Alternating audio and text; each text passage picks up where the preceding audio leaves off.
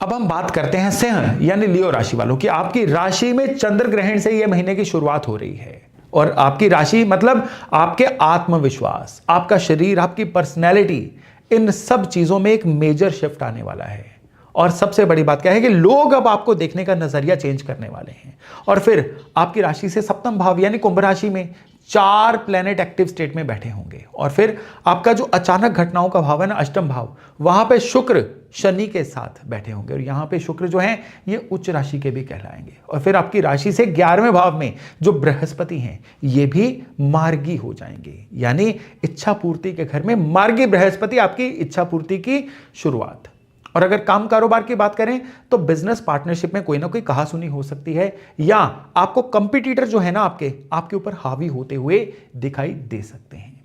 और कोई ना कोई इस तरह का काम का ऑफर आपको आ सकता है जो पुराने कभी आपने सोचा नहीं था, एकदम से अचानक से कोई ना कोई ऑफर आपको आ जाना। और बुध जो है ये सप्तम भाव में रेट्रो हैं, तो इसकी वजह से क्या है कि काम में कुछ भी करिए पर निगोशिएट किए बिना मत करिएगा। निगोशिएशन इस समय में आपको बहुत बड़े फल देगी। और इस महीने में कुछ बड़ा सोचिए, जितना बड़ा सोचोगे उतने ही अच्छे नतीजे इस महीने में आपको मिलने जा रहे हैं। और पार्टनर्स के साथ कोई ना कोई ऐसा जॉइंट वेंचर आप करोगे जिससे आने वाले समय में आपको बहुत सारे फाइनेंशियल गेन भी हो सकते हैं। अचानक पैसा आना और अचानक लॉस भी हो जाना, इधर से पैसा आ रहा है उधर से कहीं और निकल रहा है, ऐसी चीजें भी इस महीने में आपको देखने को मिल सकती हैं। लेकिन इतना पक्का याद रखिएगा कि आपके आय के जो स्रोत है ना, इनकम सोर्सेज, ये इस महीने में काफी बढ़िया एक्सपेंड होंगे। और जितना आपका सोशल नेटवर्क अच्छा होगा ना, उतनी आपकी इनकम की प्रोपोर्शन इस महीने में बढ़ सकती है। और सबसे बड़ी बात क्या है कि आपकी राशि में जो एक्लिप्स चल रहा है ना, उससे क्या हो रहा है कि आपकी पर्सनैलिटी में इस महीने से धीरे धीरे कोई ना कोई शिफ्ट आना शुरू हो जाएगा। पार्टनर्स या जीवन साथी के साथ कोई ना कोई आर्गुमेंट हो सकता है, उसको कोशिश करिए अवॉइड करिए, क्योंकि ये जो आर्गुमेंट होगा ना, ये आगे जाके कोई ना कोई बिटर शेप ले सकता है।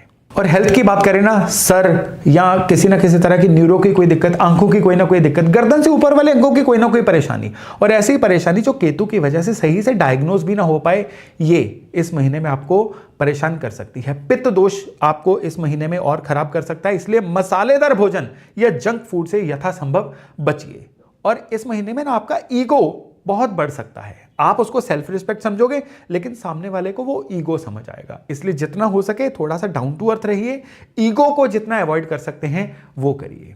अब सवाल ये पैदा होता है कि इस महीने को और स्मूथ बनाने के लिए क्या रेमेडी की जाए। कोशिश करिए कि जो ग्रहण वाला दिन है, क्योंकि आपकी राशि में लग रहा है ना, इसलिए उस दिन उपवास रखिए, नहीं तो ग्रहण के दौरान कोई भोजन मत करिएगा।